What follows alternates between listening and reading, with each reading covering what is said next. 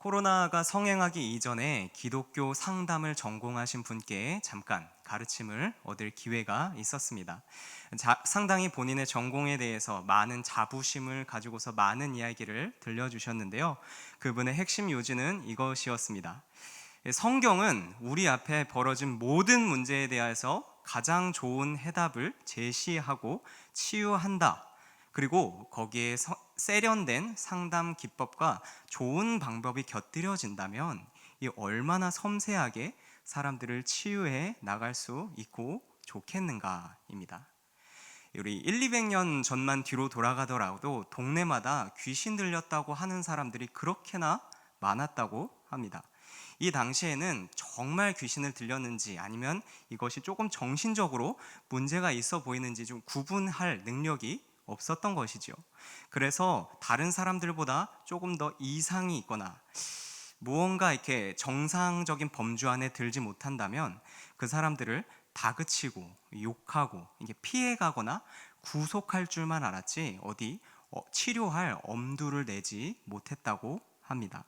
이 소위 귀신 들렸다고 하는 사람의 가장 희망찬 미래로 기대되는 것은 어떤 종교인이 와서 그 안에 깃든 귀신을 내어 쫓아주는 것이라고 믿었지요.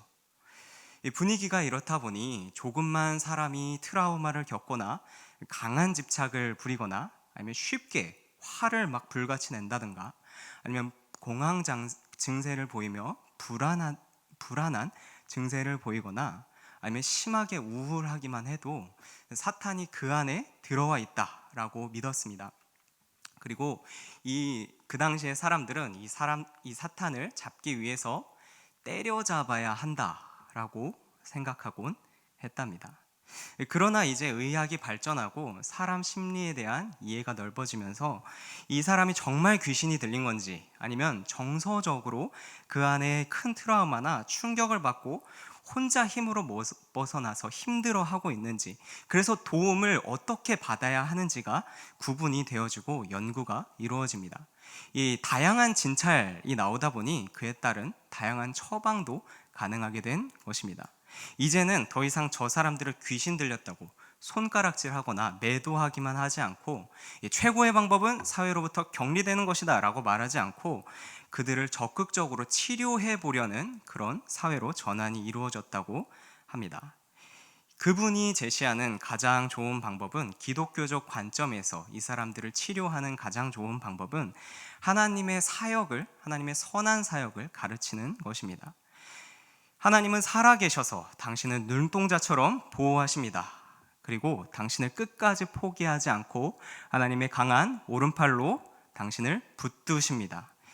이 세상보다 더 크신 이가 당신에게 관심이 있습니다. 당신을 향한 하나님의 애정과 사랑은 지금도 끊임없이 샘솟고 있습니다를 잘 알려주는 것입니다. 외톨이인 듯한 당신이 돌아가야 하고 의지할 곳이 있다라는 것은 때때로 그 사람을 다그치고 너는 이런 문제가 있어 라고 강요하는 것보다 하나님의 선하심을 맛보아서 아는 것이 훨씬 더 효과적인 치료가 일어난다는 것입니다. 그리고 또 이렇게 치유를 받은 사람들은 다음에 비슷한 고난이 와도 그 사랑을 통해서 이렇게 쉽게 넘어지지 않고, 그래 나는 돌아갈 곳이 있지, 그래 나는 하나님께 그래도 사랑을 받고 지지를 받는 사람이지 하면서 견딘다는 것이죠. 오늘 본문의 다윗은 이분이 얘기한 그런 하나님의 사랑을 너무나도 잘 알고 하나님의 사랑에 깃댈 줄 아는 사람이었습니다. 그 누구보다 하나님은 나를 붙드신다라는 사실을 신뢰하고 믿었던 사람인 것이죠. 지금 본문에 나온 다윗은 무엇을 하고 있습니까? 예루살렘을 버리고 백성들과 함께 피난을 가는 중입니다. 아니, 자기 나라에서 왕이 왜 피난을 갑니까? 어디 외부로부터 침입이라도 있었습니까? 차라리 그거라면 저 적들로부터 우리를 지키려는 목표도 뚜렷하고, 그리고 한 가지 목표를 향해 한 공동체가 응집하려는 그런 내부의 결속이라도 가다듬을 수 있고 좋겠습니다. 그러나 참 문제는 지금 다윗 왕은 사랑하는 압살롬이 정치적으로 쿠데타를 일으켜서 도망가는 중입니다. 참 창피한 일이죠. 이 아버지를 향한 아들의 쿠데타는 일찍부터 치밀하게 잘 준비가 된 것이었습니다. 압살롬의 방법은 이와 같습니다. 이 왕에게 송사를 받으러 가는 사람들을 성문에서 이렇게 잡습니다. 그리고 물어보는 거죠. 어디서 왔느냐, 무슨 일이느냐. 그 사람이 송사를 받으러 온 사람은 억울한 사람이기 때문에 누구에게나 자기 이야기를 잘 풀어놓습니다.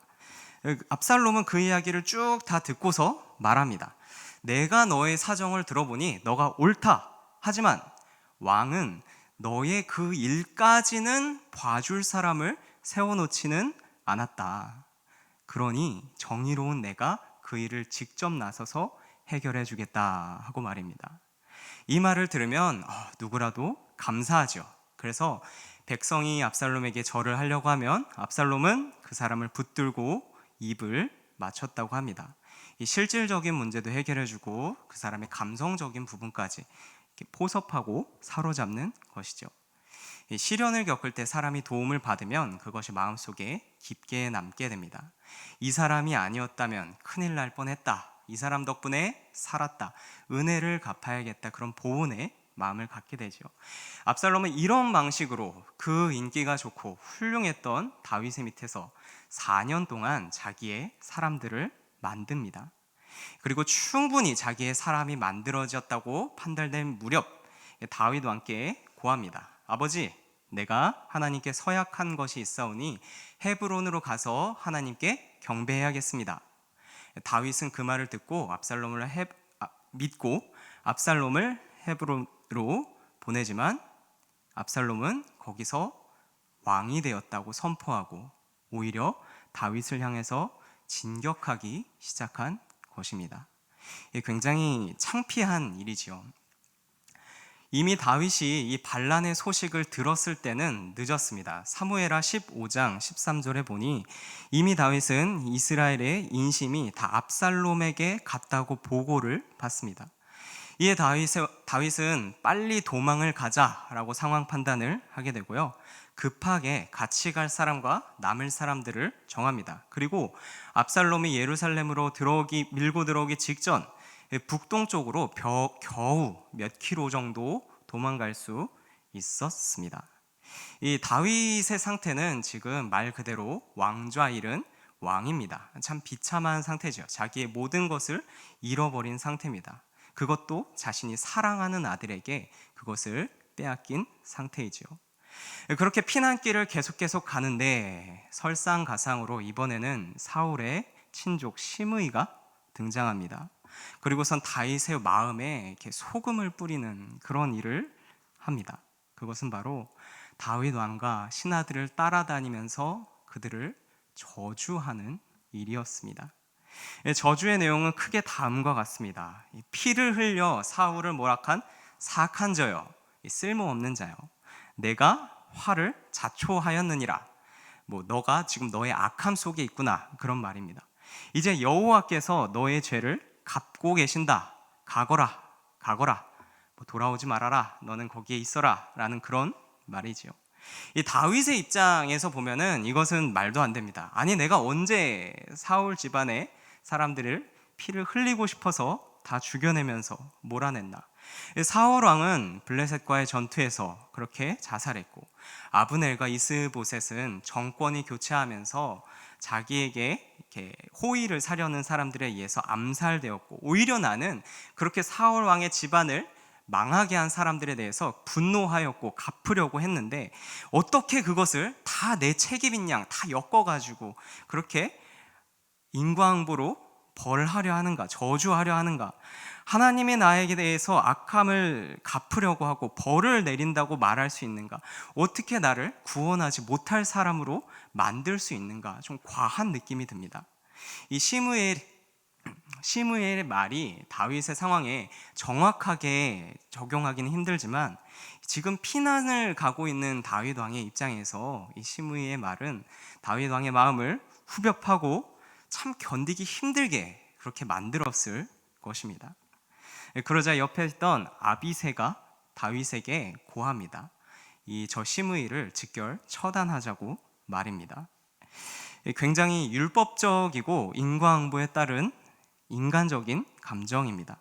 이 이야기를 듣고 있던 아마 다윗의 많은 사람들은 이 아비새의 말에 동감했을지도 모르겠습니다. 하지만 이에 대한 다윗의 반응이 참 인상 깊습니다. 다윗은 아비새와 똑같이 상황을 보지 않습니다.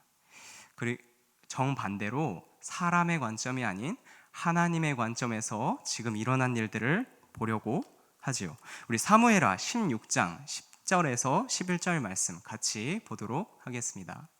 왕이 이르되 스루야의 아들들아 내가 너희와 무슨 상관이 있느냐? 그가 저주하는 것은 여호와께서 그에게 다윗을 저주하라 하심이니 내가 어찌 그리하였느냐 할 자가 누구겠느냐 하고, 또 다윗이 아비새와 모든 신하들에게 이르되 내 몸에서 난 아들도 내 생명을 해하려 하거든 하물며 이 베냐민 사람이랴. 여호와께서 그에게 명령하신 것이니 그가 저주하게 버려 두라. 다윗은 지금 이 상황을 바라보고 정말 그 고난 그 자체로 받아들이기보다 정의로우신 하나님께서 허용하신 훈련 정도로 받아들이고 있음을 알 수 있습니다. 참 다윗은 밀도가 높은 자아를 가지고 있는, 쉽게 남이 뭐라고 해서 바사삭 바스러지지 않는 그런 정신을 가지고 있는 사람입니다. 무엇인가 발에 걸려서 충격을 받고 휘청이긴 할 수 있으나 절대로 넘어지지는 않을 사람이라는 것이 이 구절에서 볼 수 있지요. 여기에서 반복되는 것은 여호와께서 그에게 명령한 것이 아니냐라는 것입니다. 정말 하나님께서 스루야를 통해서 다윗에게 저주하라라고 시켰다기보다는 저 스루야가 저주하는 것도 하나님께서 허용한 것이 아니냐, 하나님의 섭리 안에서 일어난 일이 아니냐, 그대로 두라라는 것이죠. 우리 2절 말씀 같이 읽겠습니다. 혹시 여호와께서 나의 원통함을 감찰하시리니 오늘 그 저주 때문에 여호와께서 선으로 내게 갚아주리라 하고, 혹시 하나님께서 나를 감찰하신다, 내가 정말 저주를 받더라도 저 사람이 저렇게 쓴소리를 나에게 퍼붓어 내시더라도 하나님께서 주시는 것이라면 결과적으로 나에게 선으로 돌아오리라 라는 다윗의 강한 믿음이 보입니다. 그러니 이런 처절한 상황 속에서도 다윗은 순간적으로 병리적인 그런 폭언이나 잔인한 지시 없이 오롯이 하나님만 보며 하나님의 시선에서 이것을 파악해 나갈 수 있었지요. 그리고 그 다윗은 평안했습니다. 시므이는 하나님께서 다윗에게 악을 갚으셨다, 너는 악 속에 있다라고 이야기하고 있지만, 같은 상황 속에 있는 다윗은 오히려 하나님이 나에게 주신 것이라면 저주라도 그것을 혹시 선으로 바꾸어 갚아주시리라고 받아들이고 있는 것입니다. 이러한 다윗의 믿음은 시편 3편에 잘 드러냅니다. 시편 3편은 다윗이 압살롬을 피해 도망가면서 불렀을 노래뿐만이 아니라 평소에 다윗이 이러한 믿음을 가지고 있었다라고 잘 소개되어 있는데요. 거기에 보면은 2절에 이렇게 다윗이 하나님 앞에 상소합니다. 많은 사람이 나를 대적하여 말하기를 그는 하나님께 구원을 받지 못한다 하나이다. 이 시므이의 저주죠. 세상의 그리스도인을 미워하고 시기하는, 참 우리 주변에도 어쩌면 한 번쯤 들어봤을 법한 그런 저주입니다. 그러고 보니 어디서 들어본 것 같지 않습니까? 너가 지금 이렇게 불행한 것은 너를 미워하고 너의 엎드러짐을 바라는 원수들이 주위에 있는 것은 하나님께서 지금 너를 심판하시기 때문입니다. 과거 너의 죄악이 더 이상 덮어둘 수 없을 만큼 지금 충분히 쌓였고 지금 하나님께서 너를 벌하시는 것이다. 너는 이 시련 속에서 망해라 하고요. 실제로 내 삶에 죄가 있고 내가 그때 그것이 잘못한 게 있는데라는 죄책이 느껴질 때 이러한 공격은 참 청렴한 사람일수록 더 큰 마음의 반향을 일으키게 됩니다. 환경이 사람을 병들게 한다라는 말이 있죠. 이런 말을 들으면서 이 책임이 너에게 있다라는 말을 들으면서 사는 사람에게는 환경이 참 자신의 자존감을 무너뜨리고 그 우울로 함몰되기 쉽게 만들어가는 것입니다. 하지만 다윗은 자신 안에서, 내 안에서 희망을 찾지 않고 하나님을 향해서 부르짖습니다. 우리 3절입니다. 여호와여, 주는 나의 방패시오, 나의 영광이시오, 나의 머리를 드시는 자이시니이다. 시선을 연약한 자신의 모습으로 두지 않고 하나님께로 옮깁니다. 하나님께 내가 피합니다. 나의 공격은 내가 막을 수 없으니 하나님, 나의 방패가 되어 주십시오. 나의 이 불명예, 이 나의 치욕으로 인해 도저히 머리를 들 수가 없으니 하나님, 나의 영광이 되어 주시고 나를 신원하시고 나를 구원하여 주십시오. 이렇게 부르짖으시는 거죠. 다윗은 나의 기도에 하나님께서 응답하실 거란 믿음을 갖고 이렇게 아뢰는 것입니다. 그래서 다윗은 밑에 천만인이 나를 애워싼다 할지라도 나는 두려워하지 않을 것이다 라고 당당하게 세상을 향하여서 한 걸음 한 걸음 나아갈 것이라 외칩니다. 왜냐하면 사람들이 다 나를 무너뜨리려 하려도 일의 결국은 하나님께 달려있기 때문입니다. 우리 8절 같이 보겠습니다. 구원은 여호와께 있사오니 주의 복을 주의 백성에게 내리소서. 하나님은 나를 붙드신다, 나를 사랑하신다는 강한 확신이 있는 순간 세상의 그 무엇도 성도의 마음을 함락시킬 수 없었습니다. 지금 내가 어려움 가운데 처해 있고 주변에서 공격이 들어와도 그것이 다윗의 마음에는 큰 장애를 불러일으키지 않았지요. 나의 삶은 산산조각 나 있는 것이 사실이지만 놀랍게도 하나님을 바라보면서 계속해서 삶을 긍정할 힘이 우리에게 주어지게 됩니다. 요즘엔 당연히 그런 일이 없지만 10년 전인 저의 세대에도 그런 일이 없었지만 지금 40, 50대 정도의 세대엔 군대에서 정말 상상도 못할 부조리한 일들이 많았다고 합니다. 어느 한 군종 장교로 군대에서 목사님으로 복무하신 분께서 나와서 이런 간증을 하신 것이 본 적이 있습니다. 그분이 이제 새로운 부대에 가서 적응을 해야 될 때가 되었습니다. 군대는 참 이상하게도 자기가 있는 부대에 가장 계급이 높은 사람이 어느 종교를 믿느냐에 따라서 그 계급의 활성도가 달라집니다. 쉽게 말해서 우리 대대장, 연대장, 사단장이 기독교다 그러면은 부대에 그렇게 교회 다니는 사람이 갑자기 많아지고 기독교 행사가 활발해지죠. 만약에 그런 사람들이 불교다 그러면은 우리 교회 행사가 참 협조를 받기가 어렵습니다. 문제는 이분의 부대의 최고 지휘관이 기독교가 아니었다라는 것이었습니다. 그래서 자기도 목사로서 영혼을, 장병들을 전도하고 그들에게 하나님의 사랑을 심어주고 격려하고 응원을 하려고 하면은 그렇게 협조가 잘 안 됐다고 하죠.